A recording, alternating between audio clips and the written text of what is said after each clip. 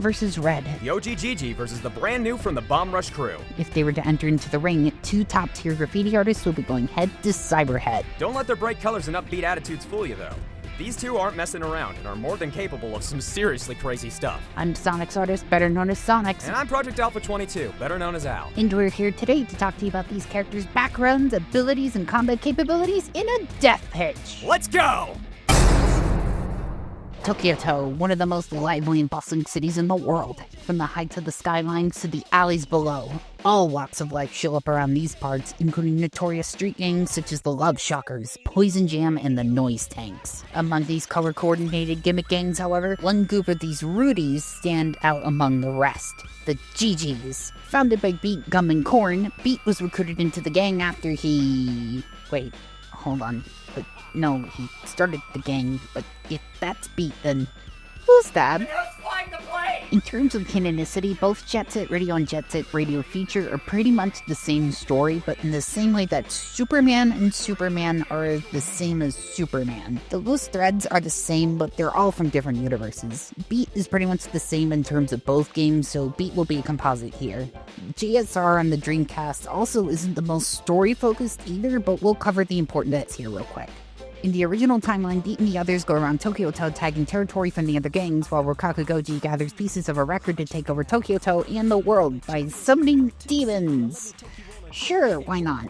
The GGs not only stop Goji's top hired assassins, the Golden Rhinos, but stop him altogether as he plummets to his literal death. I would say Jesus Christ, but he was summoning demons, so Big J is probably not interested in being part of this one. Yeesh. In Future's timeline, Beat might not be the leader, but he's still more recognizable and more important than the actual protagonist, Corn. Really honest, does anybody actually care about Corn? Everybody plays as Beat. Or Yo-Yo. Yeehaw! Anyway, things get even more intense this time around as Beat is deemed a big enough threat that, out of all people in Tokyo, now missing Toe, the Rokaku police, led this time by Goji with a totally different setup, choose him as the template to make the mechanized Zero Beat army. Zero Beat is described as follows in JSRF's Perfect Guidebook. Zero Beat is a super life form created by Rokaku Goji. Its abilities are equivalent to those of the real Beat. I want to repeat that. This thing is not better than Beat. It is exactly as powerful as Beat. That was their plan. Again, who the f cares about Corn? Beat can survive falling off buildings, gunshots, tank shots, police raids, helicopters, and whatever the hell else the local police decide to burn their tax dollars on that day, on what seems to be a daily basis. He usually beats them with nothing but his spray can, his gravity-defying magnetic skates, and that shit-eating grin he has plastered over his face every time you see him. After technically hitting himself repeatedly, JSRF has one more little thing, just a very last story moment, not too big. He fought Robot God! Or at least Rokaku Goji's most powerful transformation yet, which is implied to be godly, that's also powered by absorbing all the negative vibes in Tokyo. Either way, he still gets beat by Beat and the other GGs with spray cans again. And then he falls. I wonder if he meets Goji without the U-gun. Long story short, if you're out in the streets, keep an open eye, because the GGs are out to pay the town, led by none other than Beat himself. Because fuck Corn. The city of New Amsterdam is full of modern wonders, but at its core, it's ruled by the code of the street. In a world that's about skills and skills only, there's always crews of writers trying to take the title of all cities, such as the Franks, .exes, don't even think about the other one, Devil Theory, and Futurism. At the top of the totem pole were the legendary friends and rivals, DJ Cyber, Felix, and Foe. All three lived in harmony with the code of the street for a time, until one day the current and only all-city king Felix got wasted at the height of his rep, and Foe landed in jail. Like a fucking idiot. Trice, the leader of a small underground group known as the Bomb Rush crew, broke him out and, witnessing Foe's skills, asked for his help to bring his crew all-city. But before they could get out, DJ Cyber came out of nowhere to make like a barber and give Foe a little off the top, with a steel vinyl record. Whoops. Not wanting to let a good cadaver go to waste, a cyberhead, a whole new method of keeping people alive by placing a virtual consciousness duplicate inside a robotic head, was placed onto the body. Since this new head wasn't really Foe anymore, the BRC gang decided to call him Red. Red, however, had a dilemma, since he didn't know who he was before his head screwed on. With the help of the BRC, they would help him to uncover his memories and get used to his new body by going and doing what they knew best. Tag territories, earn rep, and challenge anyone in their way to become all-city. Red comes equipped with a boost pack, a gadget that allows all riders to jet forward and reach far distances, skates that also magnetically link to rails, and of course, the world's most don't think about it, unlimited supply of spray cans. Alpha, where does he keep getting The those? further the BRC went all city, the more and more memories came flooding back to Red, and the more interesting info came their way by means of crew battles, with even good old DJ Cyber pitching in, this time with his words instead of saw blades with sick nasty beats in the grooves. Also, the further that Red went, the more resistance from a third party he kept meeting. The New Amsterdam police force was here, and they had a big plan coming together to wipe out all the riders in the city, with what honestly should have been enough equipment to make it happen. The NAPD, apparently coordinating with the Rokaku police, have cops, turrets that launch handcuffs, armored units, snipers, helicopters, and tank mechs. How original. Unfortunately for them, Red can take them all on just fine with his tricks, kicks like hip-hop keto master Zach Taylor, and graffiti, which can actively destroy machinery like this. What's in that spray paint? Eventually, deep in the streets of Matan, with the help of his new friends, Red finally remembered who he really was. Red was actually Felix the whole time. Turns out, Foe was nothing but a fake writer who used his corrupt police dad to get him off scot-free from all the tagging he did by snitching on everyone else. What a loser. On one fateful night, as Felix was on a ladder tagging a billboard while Foe was holding it still, Foe kicked the ladder, leading Felix to his demise with the Flesh Prince and DJ Cyber there secretly witnessing the aftermath.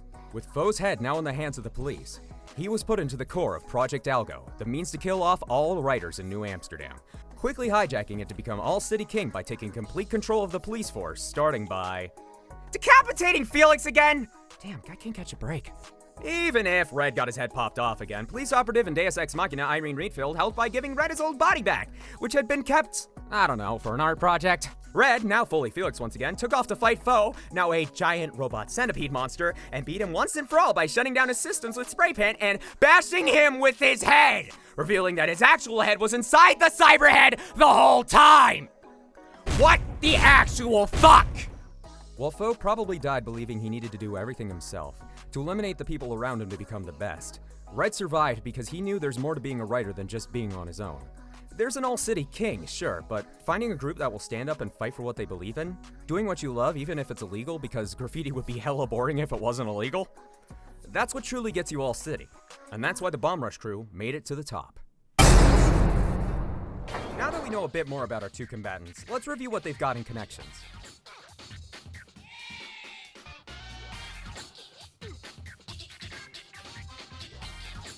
Now, with that all being said, how would a fight happen? Well, it wouldn't be your standard fare, that's for sure. Sure, the fight would have to involve some roughing up, but there is one underlying issue that in Bomb Rush Cyberfunk and Jet Set Radio, both writers fight with skill and style, aka tagging graffiti and challenges. They're not exactly probably gonna start kicking the shit out of each other without some really good reason too. They both have spoken or unspoken codes of conduct that get them to the point of considering lethality canonically. And it'd be pretty hard to get them there within 3 minutes without flanderizing them. The answer is simple. Somebody get Billy on the phone because we have a death race on our hands! You don't necessarily have to have one of the characters land the final blow. These two are daredevil graffiti artists. It really only takes one of them writing a check they can't cash to get the death going in our immortal kerfuffle. Neither of these two are particularly interesting fighters in the traditional sense, but they're effective enough that they usually win the age-old scenario of man versus absurdly weaponized helicopter. I don't see Captain Boomerang pulling that shit. Now that we've gotten the harder part out of the way, let's talk about the possibilities. Death Battle has never had a matchup like this visually before. We're talking low-poly, cel-shaded, smooth-as-hell action that's all about doing sick flips and styling as hard as possible. And the fun part about having two characters this so intrinsically connected is that you know exactly what you're walking into. On top of that, Death Battle's covered a lot of genres of music, but if there's ever been a time to get some true D&B onto D&B, and that's drum and bass onto Death Battle, this is it. Jet Set Radio is home to some authentic hip-hop, and if you're not already asking yourself, what would a track using nothing but Death Battle music samples sound like in this instance? Well, now you are.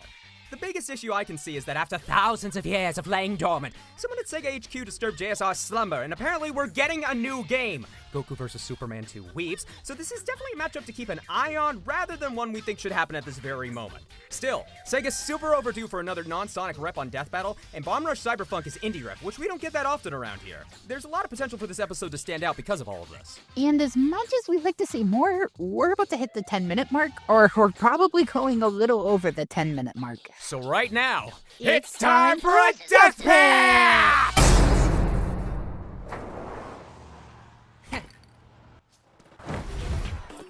Where'd he go? Gotcha now. Yo! Huh? trying to go all city.